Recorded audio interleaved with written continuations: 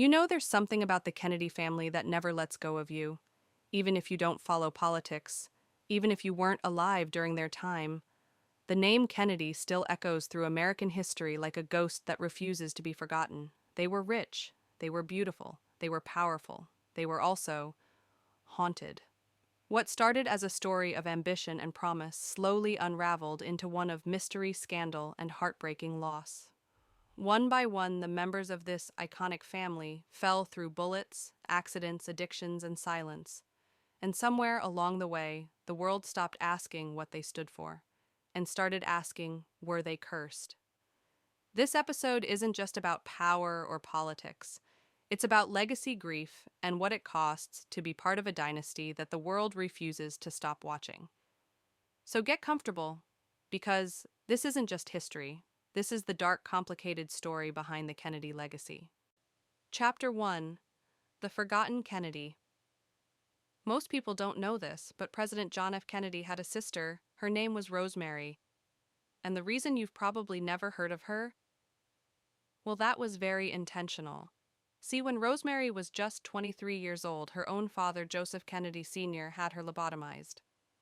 Yeah, you heard that right. A lobotomy, an actual surgical procedure, where they drilled into her skull and severed connections in her brain. And for what? Because she was seen as too emotional, too impulsive, too much of a risk to the family's reputation.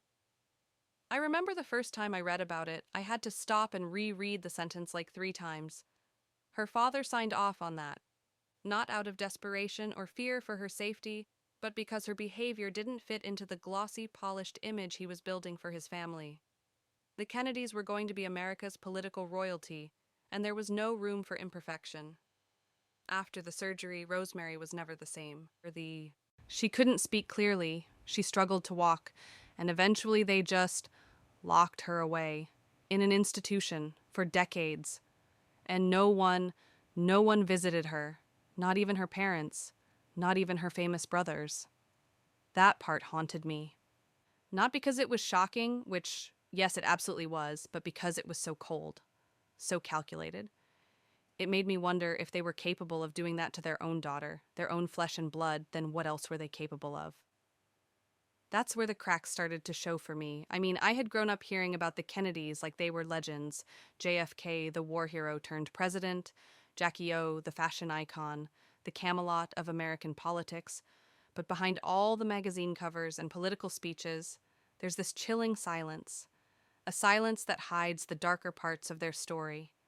And that silence is what I want to break today. Because the Kennedy family isn't just the story of political ambition and legacy. It's also the story of power control scandal and tragedy. It's the story of a family that quite literally changed the course of American history, both for better and for worse. When I first decided to dive into their history, I thought it would be like any other episode: scandals, affairs, politics. But what I found was so much deeper. This story goes from the poorest corners of Boston to the gates of the White House, and takes some truly dark turns along the way.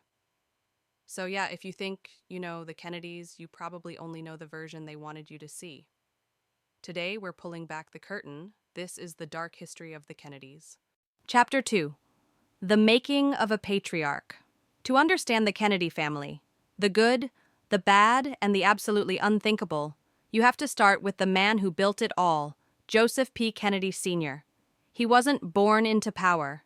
He wasn't raised with wealth or influence. No. Joe Kennedy was born in 1888 in East Boston into a working-class Irish Catholic family at a time when being Irish in America still carried real stigma. Back then, Boston's elite saw Irish immigrants as dirty, uneducated, second-class citizens. They were laborers, not leaders. And Joe, he took that personally. He never forgot what it felt like to be looked down on. That bitterness, he carried it with him, and he turned it into ambition. Joe's father, Patrick Joseph Kennedy, or PJ, was a small-time politician and saloon owner who was loved in the local community. People came to their door, asking for help, for food, for favors, and PJ always gave what he could. So, from a young age, Joe saw 2 things. 1, that politics could make you powerful, and 2, that money gave you control. That second one really stuck. Joe decided that if he wanted real power, he couldn't just be popular. He had to be rich. Not just comfortable rich, but untouchable. So he worked hard and he was smart, charismatic, calculating. And even as a young man, he knew how to get people to like him and how to get what he wanted from them. He managed to get into Harvard, which back then was basically the gatekeeper to American high society. But even there, he was reminded of his place. His classmates, mostly old money Protestant elites, made it clear that he didn't belong. They mocked him, shut him out, refused to invite him into their clubs and social circles. He hated it. And that hatred fueled everything he did next. After graduating, Joe wanted to break into banking because he knew that's where the real money was. But none of the big firms would hire him. Again, Irish Catholic, wrong name, wrong background. So he used connections from his father's political world to land a job as a state bank examiner. And here's where things get interesting. Most people would see that job as boring, bureaucratic. But Joe saw it as an opportunity, a way to learn exactly how the system worked, how the banks operated, where the loopholes were. And once he understood the rules, he started figuring out how to bend them. By the time he was 25, Joe had rescued a struggling bank in Boston and was rewarded by being named its president. But here's the thing, that bank just so happened to be owned by his father. So yeah, it was less heroic rescue and more strategic family handoff. Still, the stunt worked. People started talking about him. He was young, sharp, successful, and suddenly he had a reputation. With that, he finally broke into the world he'd been locked out of his entire life. He married Rose Fitzgerald, the daughter of Boston's mayor. Not only was she beautiful, and from a prominent political family, she gave Joe what he really wanted: access. It was the perfect move. From there, Joe Kennedy started building an empire, not through luck or hard work in the traditional sense, but through insider trading. That means making financial investments based on information the public doesn't have yet. And while it's illegal now, back then, it was totally allowed. He was basically cheating, but no one could stop him. He timed the market with surgical precision, invested in industries just before they boomed, bought real estate at rock-bottom prices during the Great Depression. Everything he touched turned to gold. By the late 1930s, he was worth over $180 million, which today would be close to $4 billion. Think about that for a second. A kid from a poor Irish neighborhood in Boston had within one generation turned his last name into a financial dynasty. But for Joe, money wasn't the end goal. It was the tool. Because what Joe Kennedy really wanted was power. And he wasn't afraid to play dirty to get it. Chapter 3. Greed, Glamour, and Gloria. By the time the 1920s rolled around, Joseph Kennedy Sr. wasn't just rich, he was untouchable. He had built his fortune using insider information, market timing, and connections most people could only dream of.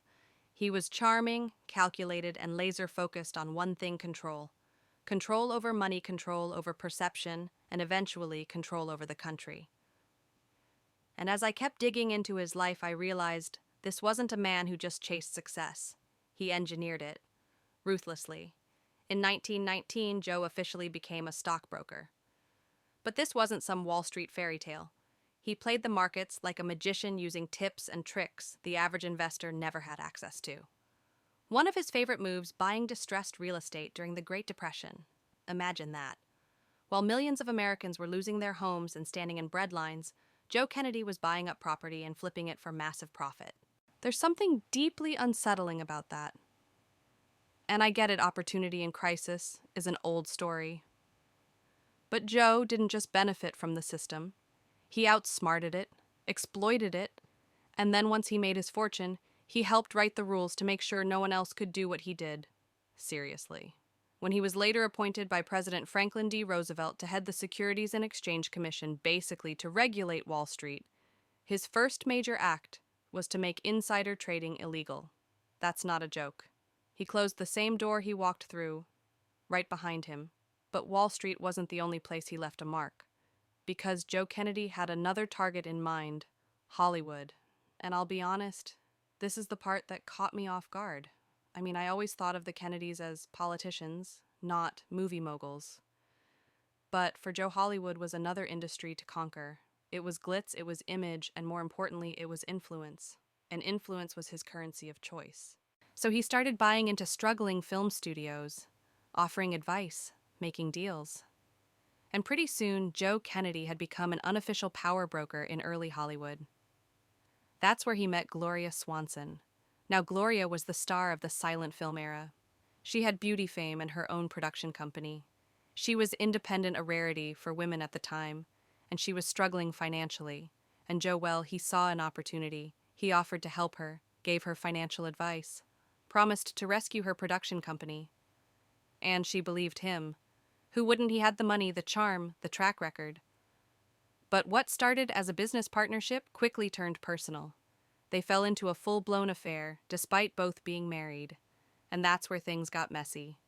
Joe didn't just give Gloria advice, he took over. He convinced her to pour money into a massive film project, one that no other studio wanted to touch. He promised it would be a hit. But within months, the movie was millions of dollars over budget. They had to shut it down. And Gloria, she took the fall. She was labeled difficult, financially irresponsible. Her career never recovered.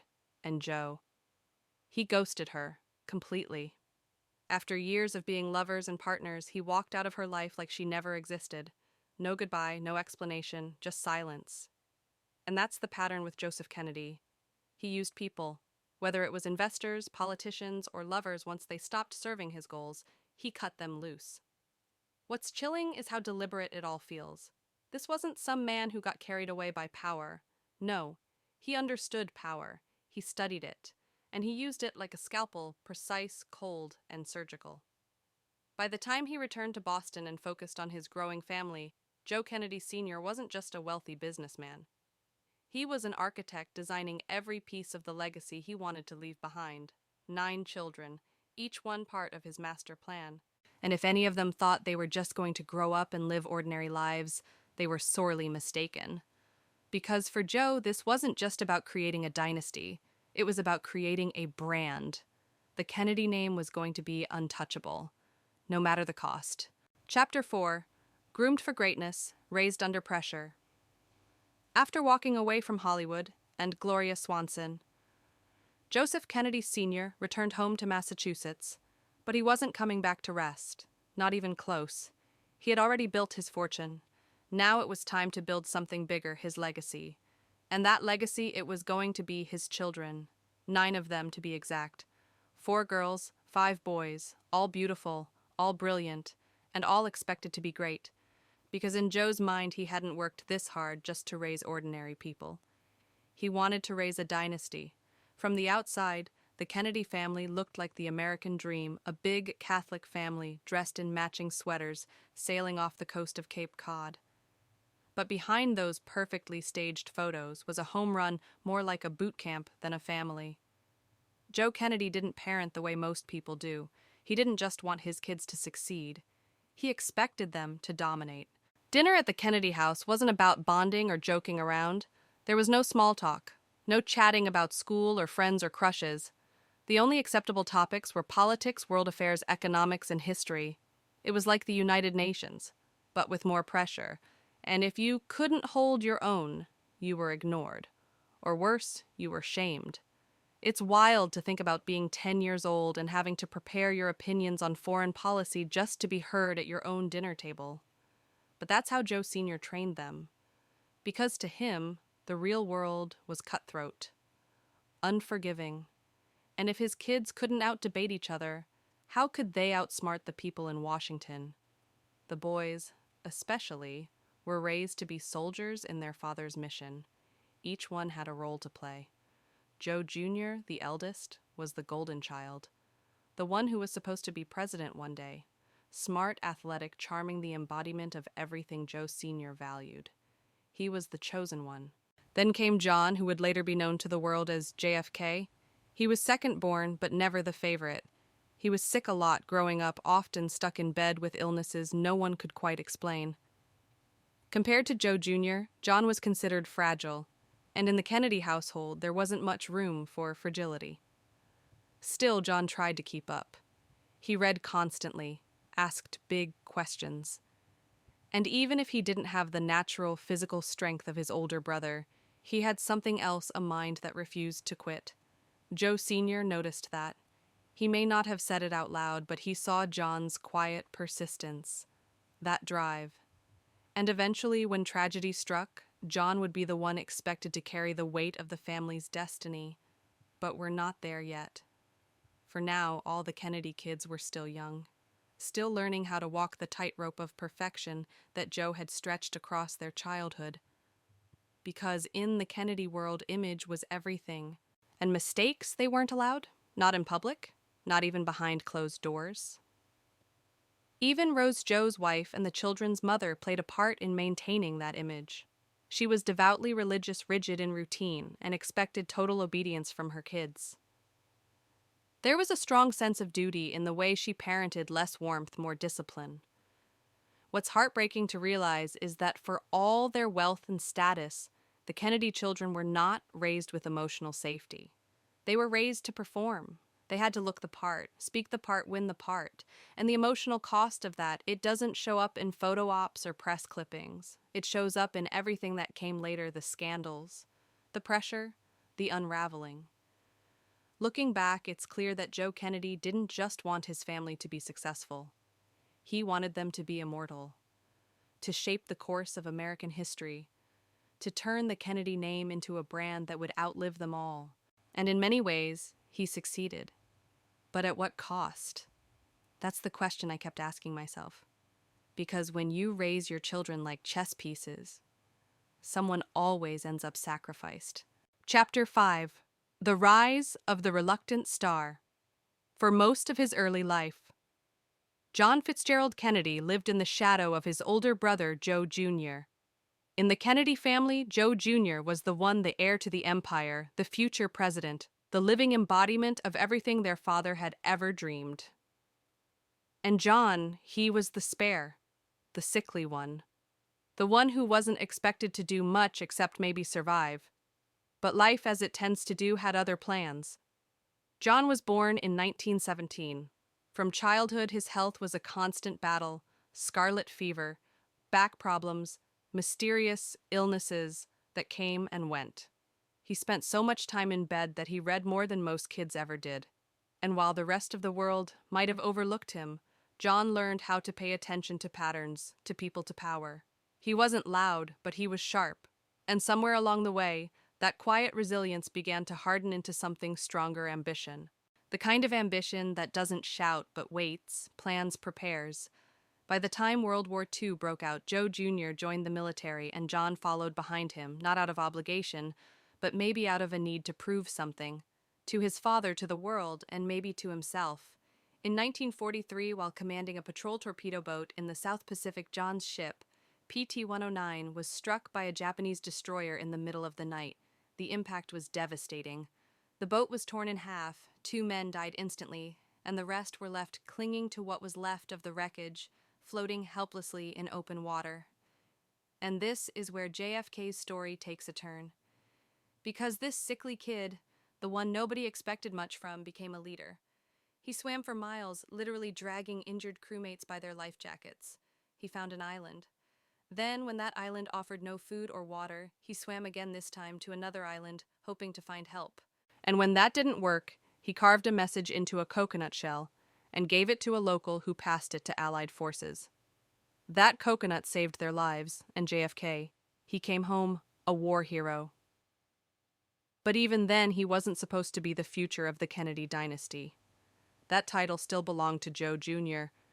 until it didn't. In 1944, Joe Jr.'s plane exploded during a secret mission. His body was never recovered. Just like that, the golden boy was gone. And the weight of the family's future, the pressure, the legacy, the expectations, landed squarely on JFK's shoulders. He was only 27 years old. And suddenly he wasn't just John anymore. He was the next Kennedy, the one expected to carry the torch, win the elections, and make his father's dream a reality. From that moment on, his life was no longer just his own. It was scripted, directed, stage-managed, a political project as much as a personal journey. His victories would be the family's victories, his failures, the family's shame. In 1952, At just 35, he ran for Senate. Most people didn't take him seriously. He was seen as too young, too privileged, too handsome. A war hero, sure, but not a real threat. And then he won. People underestimated him because of his charm, his looks, his wit.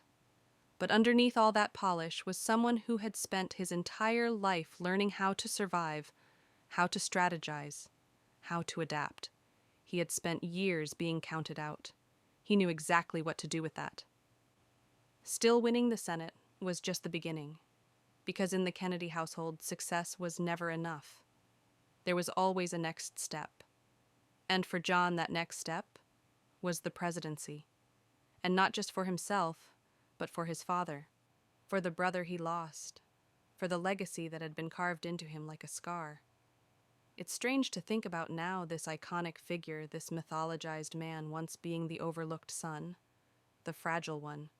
But maybe that's exactly what made him so determined. Because sometimes the people who seem the weakest end up carrying the heaviest weight. Chapter 6, Behind the Smile, the Shadow Side of Power. By the time John F. Kennedy announced his run for president in 1960, the Kennedy name had already become something bigger than a family. It was a brand, a symbol. To millions of Americans, it represented hope, progress, elegance, the promise of a young modern America led by a man who looked like he belonged in a movie, not behind a podium. And that's exactly what made it so powerful.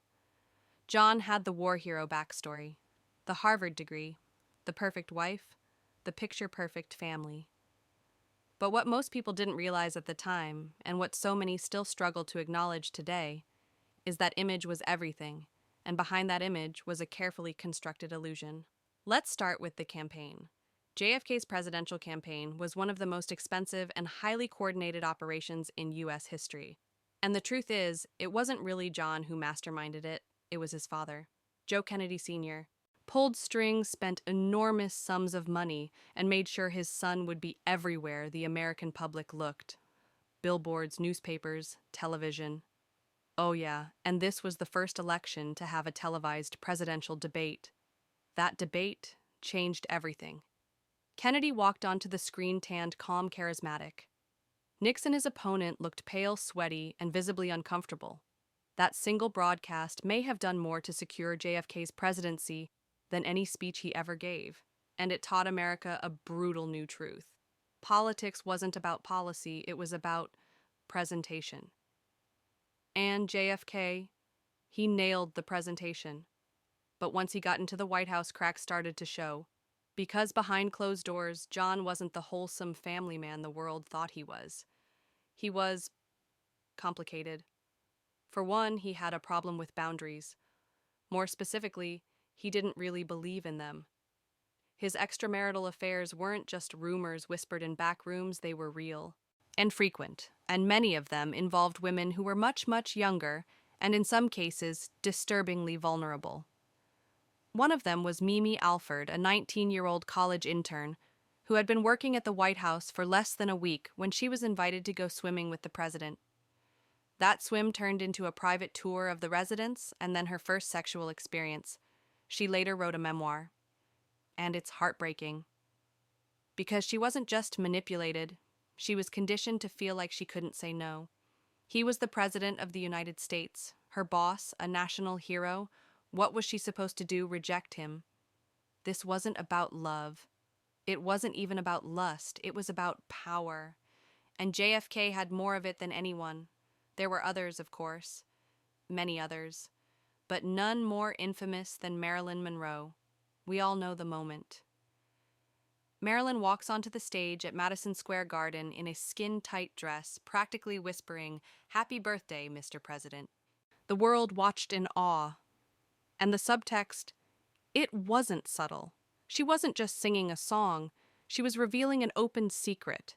Rumors swirled that JFK was going to leave Jackie, that he was in love with Marilyn, that she knew too much, that she was a liability. And then just a few months later, she was dead. Officially, it was ruled a suicide. But the circumstances around her death have always been suspicious. People close to her claimed she was speaking openly about her affairs with both JFK and his brother Bobby. She was spiraling, isolated, and suddenly gone. To this day, there are people who believe her death wasn't a tragedy, it was a cover-up. And honestly, I don't know. But what I do know is that the Kennedy family had a long history of making problems disappear. And Marilyn Monroe was a very big problem. But here's the thing that gets me: while all of this was happening, while JFK was cheating on his wife, manipulating young women, and navigating dangerous relationships with public figures, the press stayed silent. There was this unwritten rule back then: you didn't report on a president's personal life, especially not if that president was a Kennedy. And in that silence, the myth of Camelot grew. Americans weren't just admiring a leader, they were worshiping one. JFK was everything the country wanted to believe in: handsome, brilliant, heroic. But the truth was far murkier. He was reckless. He was entitled. He was protected. And I say all of this not to erase the good things he did, because he did do good things. He inspired a generation. He helped launch the Peace Corps.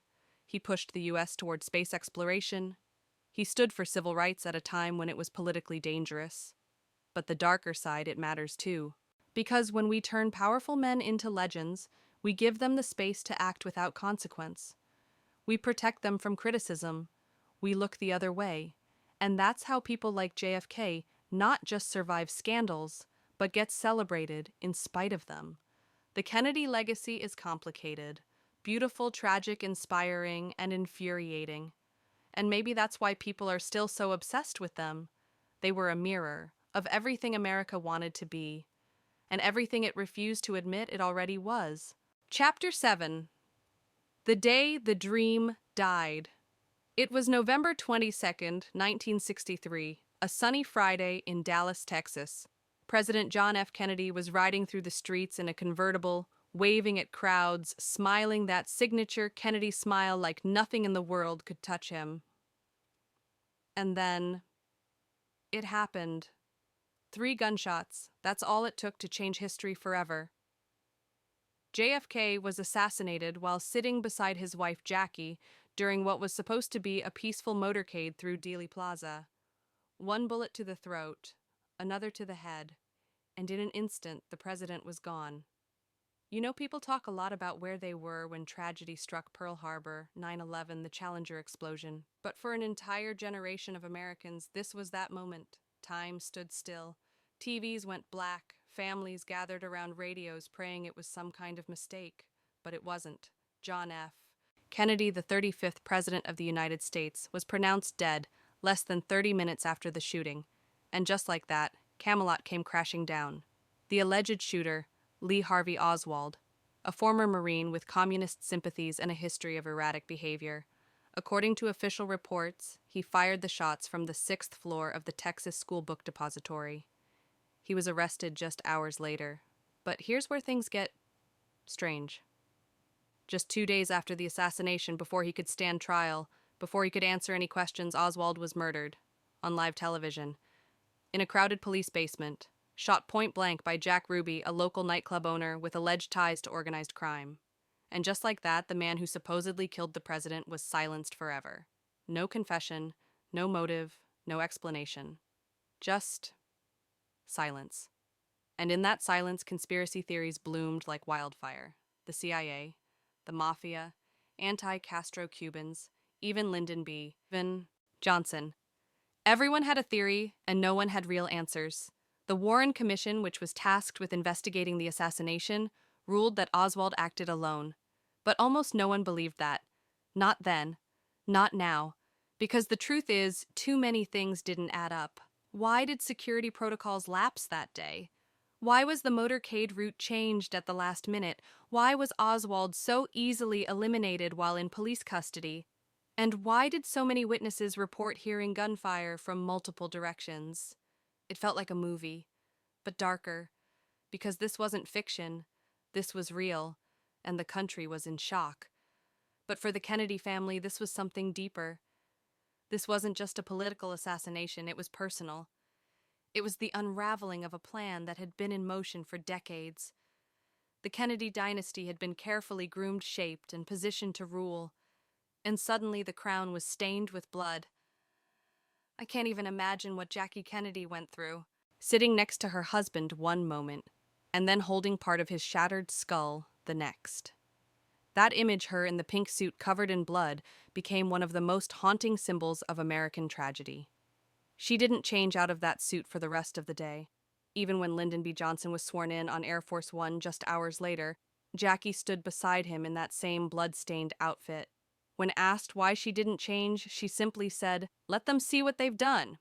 That line stuck with me, because it wasn't just grief, it was rage. And it spoke to something so much bigger than personal loss. It was the collapse of an entire illusion. The public mourning was massive. Thousands lined the streets for JFK's funeral. Millions watched on TV. But what lingered long after the tears dried was the feeling that something had shattered not just a man, but an era. A version of America that people desperately wanted to believe in. And maybe that's why people still search for answers, still chase conspiracies, still wonder what really happened in Dallas that day.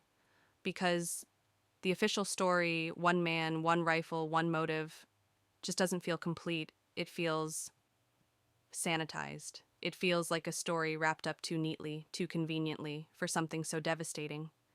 And whether or not we'll ever know the full truth, the impact is undeniable. That day, America lost more than a president. It lost its innocence. Chapter 8. Bobby, the heir who never reigned. After the assassination of President John F. Kennedy, the Kennedy family was shattered. But they didn't have the luxury of grieving in private. The world was watching, and the expectations didn't stop just because their lives had been turned upside down. So all eyes turned to Robert F. Kennedy. Bobby had always been seen as the quiet one, the loyal younger brother, the one behind the scenes. He was John's closest advisor during the presidency, serving as Attorney General, smart, intense, deeply committed. But when JFK died, Bobby wasn't just a grieving sibling anymore. He became the next hope, the one who could carry the legacy forward. And he didn't exactly jump at the opportunity. Bobby was devastated. There are photos of him at John's funeral and the pain on his face. It's hard to look at. It wasn't just sadness, it was something deeper. Guilt, maybe. Helplessness. This wasn't just the loss of a brother. It was the loss of the mission they had been raised for since childhood. For a while, he pulled back from public life, but eventually, the pressure caught up to him. America was still in turmoil. The war in Vietnam was escalating. Racial tensions were boiling over. And the country was hungry for a new voice, someone who wasn't jaded, someone who still believed change was possible. And Bobby? He stepped forward. He ran for Senate in New York and won. But that wasn't enough. Because by 1968, America needed more than a senator. It needed a savior. And once again, the Kennedy name was called upon. When Bobby announced his candidacy for president, something shifted. People responded. And not just the rich or the elite, the working class, communities of color, the poor, they showed up. In droves. Because Bobby spoke to them in a way that didn't feel polished or rehearsed. He spoke with emotion, with urgency. He didn't pretend everything was fine. He acknowledged the pain people were in, and maybe that's why he was so dangerous. Bobby Kennedy was more than a politician. He was a symbol of possibility in a moment when the country felt like it was falling apart. He wasn't just promising change, he made people believe it could actually happen. But history has a cruel way of repeating itself. On June 5, 1968, after delivering a victory speech at the Ambassador Hotel in Los Angeles, celebrating a major win in the California primary, Bobby walked through the kitchen of the hotel with his campaign staff. He was smiling, thanking supporters, shaking hands, and then he was shot. The shooter was a 24-year-old named Sirhan, a Palestinian man angry over Bobby's pro-Israel stance. He fired multiple shots at close range. Bobby was hit several times, including once in the head. He collapsed on the kitchen floor. He was rushed to the hospital, but the damage was catastrophic. He died the next day. Just like that, another Kennedy was gone. And once again, the country stood still. In the span of 5 years, America had lost 2 Kennedy brothers. 2 sons of the same family, raised with the same purpose, both gunned down in front of crowds. right when they were on the cusp of something greater. There's something almost mythic about it. Tragic. Shakespearean even. The rise, the promise, the violence, the silence that follows. And what struck me most, digging into Bobby's life, was how much he had changed from the boy he used to be. He started off as a bit rigid, even cold. He believed in rules and structure, in loyalty. But after John died, something softened in him. He became more human, more emotional. He visited inner cities, spoke with farmers, hugged children in war zones.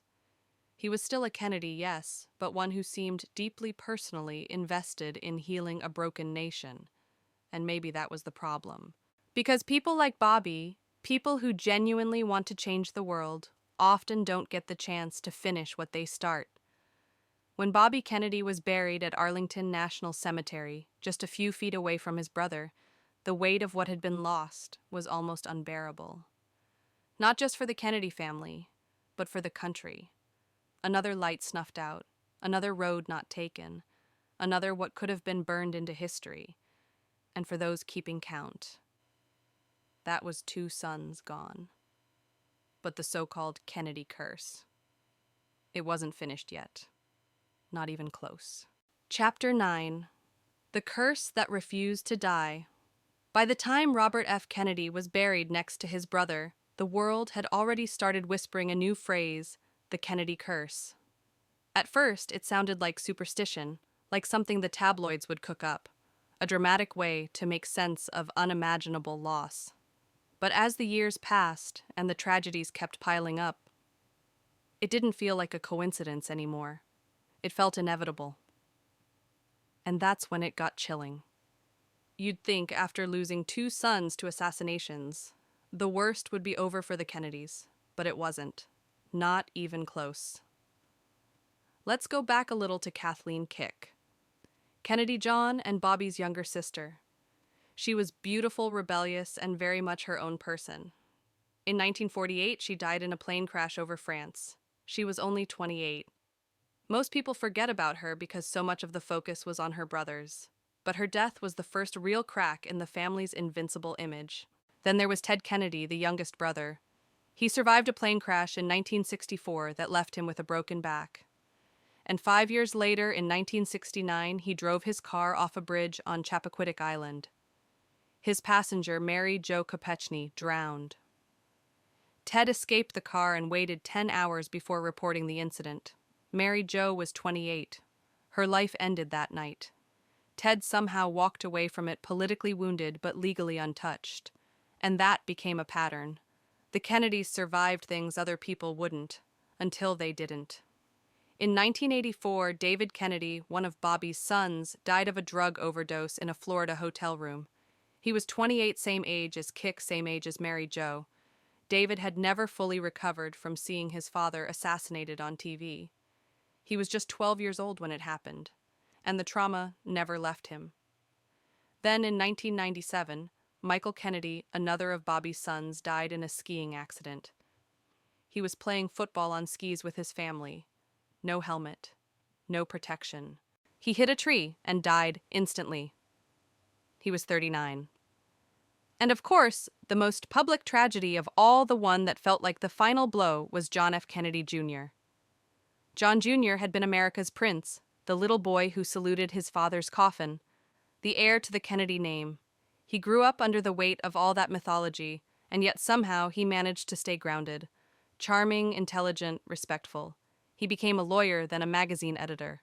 And when he married Carolyn Bessette, they looked like the next generation of Camelot. But on July 16th, 1999, John Jr. was piloting a small plane with Carolyn and her sister Lauren. They were headed to Martha's Vineyard for a family wedding. They never made it. The plane disappeared over the Atlantic. Days later, the wreckage was found underwater. All 3 passengers were dead. John Jr. was 38. The world mourned like it was 1963 all over again. It wasn't just about John Jr. It was about the idea of the Kennedys, the legacy, the hope, the possibility that one of them might still rise and lead again. And now even that was gone. At this point, it didn't matter whether you believed in curses or not. The losses were real. The grief was generational. The Kennedys weren't just a powerful family anymore. They had become a symbol of tragedy, of how even the most powerful aren't immune to fate. But you know what's strange? As much as we talk about the curse, I think what we're really drawn to is the contrast, the contradiction. How a family so privileged, so polished, so perfect on the outside could be so haunted underneath. It reminds us that power doesn't protect you from pain, that wealth can't buy you peace, that legacies, no matter how carefully crafted, are still built by people, flawed, vulnerable, mortal. And maybe deep down, that's why we're still so obsessed with the Kennedys. Because they were everything we admired and everything we feared, all in one bloodline. Chapter 10. What Remains After the Glory Fades. When I look back at everything, the glittering rise, the brutal falls, the hopeful beginnings, that ended in silence, I find myself asking one question. What are we left with? The Kennedys were more than a family. They were an idea, an image of America at its most hopeful, its most charismatic. They gave us youth, idealism, beauty, and purpose. For a while, they made us believe we were capable of greatness just by association. That if someone like Jack could stand on a podium and ask what we could do for our country, maybe we'd actually do it. But behind all the speeches and magazine covers and funeral processions, they were still just people. And people break, people lose, people make mistakes and try to hide them. People hurt each other even when they have the best of intentions. The Kennedy story isn't a fairy tale. It never was. It's a cautionary tale. One about ambition without limit, about expectation without rest. About how we as a culture create myths out of human beings and then act surprised when they crumble under the weight of it all. For decades, we've been obsessed with the question, were the Kennedys cursed? But maybe that's the wrong question. Maybe it's not about whether a curse followed them, but whether the thing they were chasing, power, influence, immortality, was ever worth the price. Because the price was steep. Presidents, senators, sons, daughters, all gone too soon. Lives driven by legacy. Lives cut short by violence, addiction, scandal, and sorrow. And through it all, the cameras never stopped flashing. The press never looked away. And we, the public, kept watching like it was all part of a script. There's something deeply human about our need to elevate others, especially those who seem to have it all. We build them up. We call them royalty. We make them larger than life. But when real life catches up to them, as it always does, we don't know how to reconcile the myth with the mess. The truth is, the Kennedys weren't gods. They weren't heroes. They weren't villains either. They were complicated, contradictory, tragic, and unforgettable. Maybe that's why their story still holds power, because it forces us to confront uncomfortable truths about family, about legacy, about the cost of ambition. It asks us to think about the people we idolize and why we do it. It asks us to question who really pays the price for power, and who gets to write the final version of the story. So where does that leave us? Maybe nowhere, maybe right where we started, still haunted by that iconic image of a young president waving from a motorcade, just moments before everything changed. But maybe, just maybe, it leaves us with something else too. A reminder that even the most powerful are fragile, that even the brightest legacies can be built on heartbreak, and that behind every perfect photograph is a truth we rarely get to see, and that's the part that lingers long after the spotlight fades. So here we are, a family once seen as America's royalty, reduced to what-ifs and shattered dreams, a legacy that inspired millions, now shadowed by loss after loss. And still we can't look away. Maybe that's because the story of the Kennedys isn't just about them. It's about us, our hopes, our illusions, our obsession with perfection. It's about what happens when we place our faith in symbols instead of people, and how fragile even the most powerful people really are. Thank you for spending time with me today on True Crime Echoes. If this story stayed with you, like it stayed with me, consider sharing it. And remember, sometimes the most chilling truths are the ones hiding in plain sight. Until next time, stay curious and take care of yourself.